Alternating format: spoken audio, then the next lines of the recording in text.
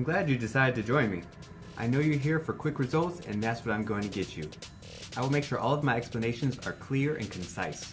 I won't go into a lot of scientific explanation. I won't address too many hotly debated topics, this versus that. We're here to work, we're here to get results, so there's no need to talk too much. I just wanted to outline a few things that I'll be doing as your instructor for the next few weeks. In the workouts, I'll be demonstrating the movements and also explain why I've included these specific movements. For every movement, there's a scaled down version and there's also an advanced version if you feel that you need more of a challenge.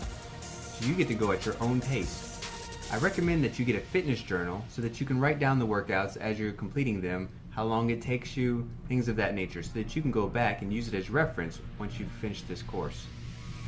I also recommend that you keep a diet journal. This would be a good reference for you to figure out what gives you energy, what makes you feel down, what certain foods to avoid before and after workouts.